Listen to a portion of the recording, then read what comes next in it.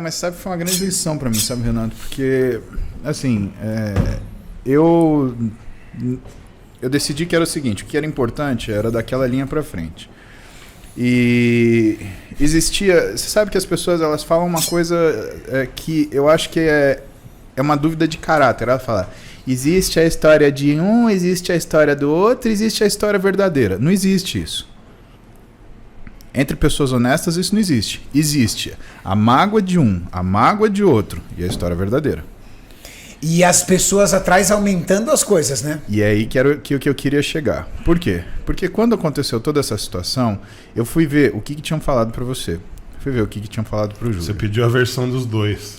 Na verdade, eu pedi o que estava circundando os dois. Porque o que acontece?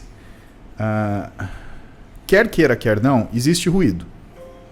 E esse ruído, ele é muito ruim. Então, por exemplo, uma coisa que eu fiquei ofendido de ouvir, não por conta do que estava sendo falado, mas da intenção das pessoas. Então chegaram, por exemplo, pro Júlio e falaram assim, porque você está sabendo que o Renato está falando que vai ser seu patrão agora.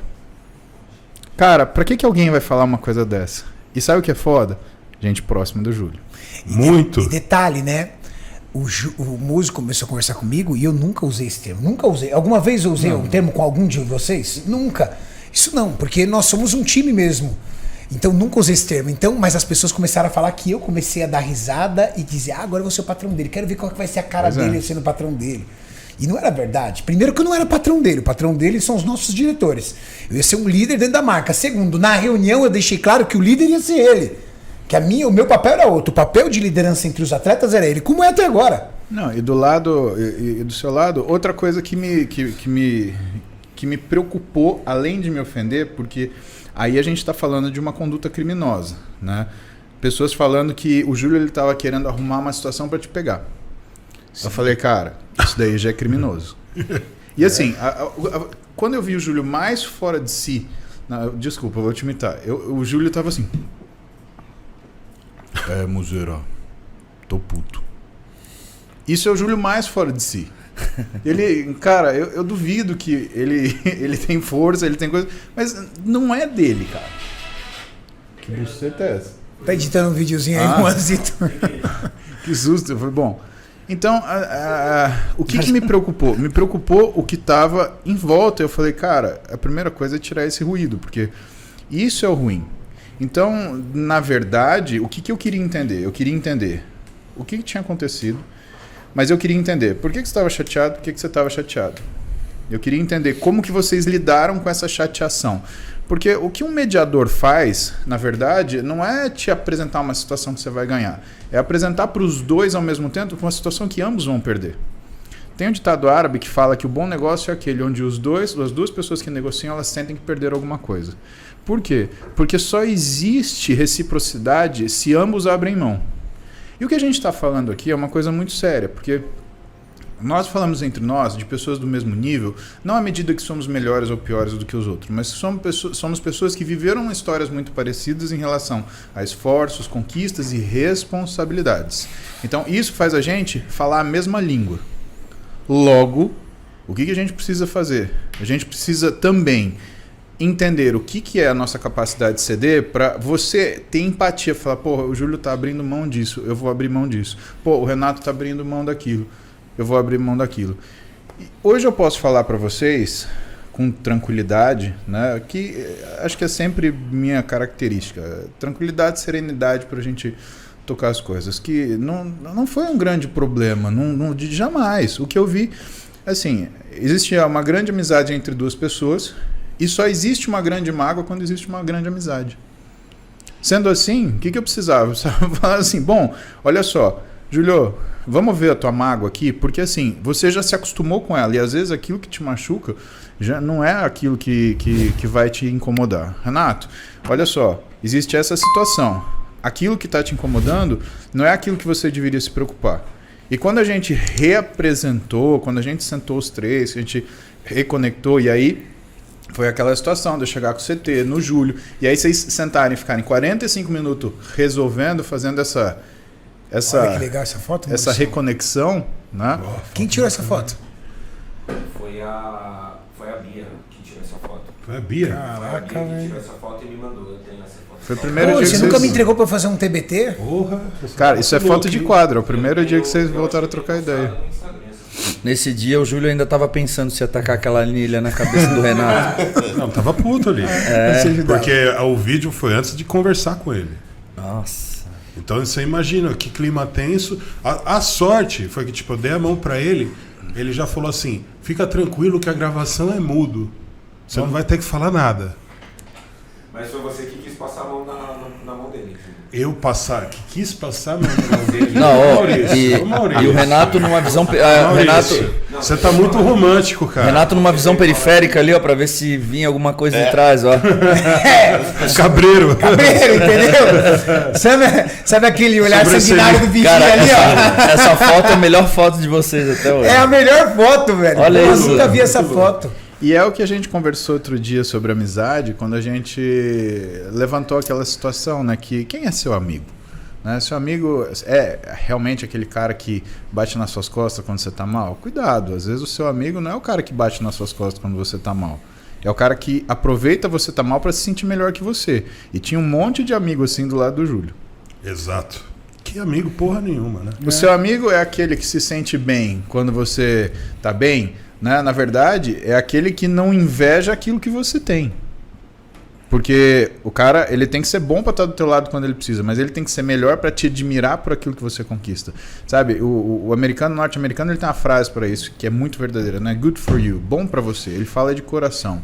Né? E isso é uma coisa que eu percebo que na nossa cultura não é uma coisa muito difundida. Né? O brasileiro, infelizmente, né? E eu percebo, por exemplo, com esses estilos de programas que são admirados, de reality, cara, é um verdadeiro desfile de gente sendo muito pior do que poderia ser.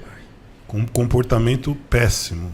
E as pessoas se alimentando disso, né? E por que eu acho que é um problema? Porque isso é um comportamento que vai cristalizando nas pessoas. E conforme você mostra para as pessoas que o bem existe, a pessoa ela reconhece aquilo e pratica. Agora, se você mostrar só porcaria, o que as pessoas vão praticar? Você fala, isso é ser purista.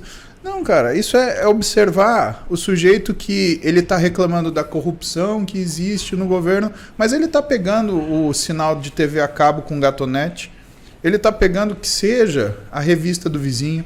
Ou na época que a gente estava no pandemônio, ele marcava o horário para ir na academia e não ia, impedia outro dia. Quer dizer, eu percebo que existe uma tendência da sociedade em seguir padrões. Né? E que a nossa, infelizmente, em algumas situações, ela demonstra que toda essa capacidade do ser humano se autodestruir. E aí, o que eu acho incrível? Surge um grupo de pessoas que não tá nem aí para esse ruído e que fala assim, cara, eu não tô aqui para combater nada, eu tô aqui só para mostrar o jeito que eu gosto de fazer e assim, se você tiver a fim de fazer, vamos comigo, eu te levo.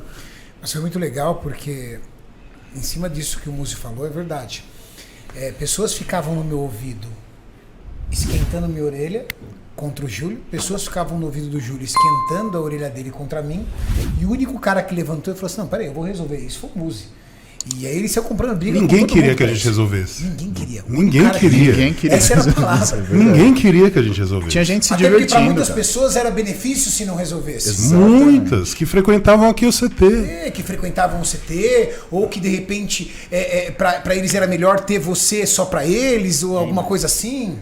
Tô com cãibra. Cara, tô com muita cãibra. Tu não tá com cãibra? De posterior? Ainda não. Levanta, pô. Melhor. Precisa. Faz parte. Ó, Julião, Oi. vou colocar aqui na tela pra galera ver. Isso aqui, ó. Momento. Olha lá, hein? 6 Momento. de maio, 18 de março, 18 de abril, quase 2 meses dentro da empresa na treta, cara. Na treta. Você fazendo vídeo com todo mundo e cadê o Júlio? Cadê o Júlio? Cadê o Júlio? E a galera pedia. Cadê o Júlio no CT? Mas a gente desenrolando.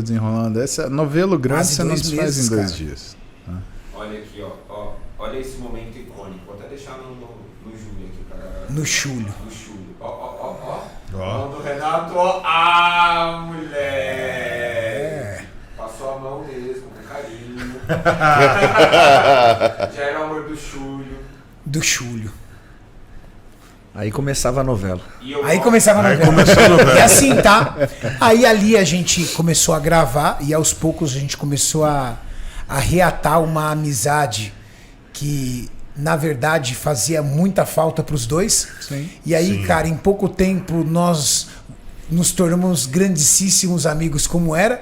E hoje o Júlio é um dos meus melhores amigos, é um Sim. irmão que a vida me deu.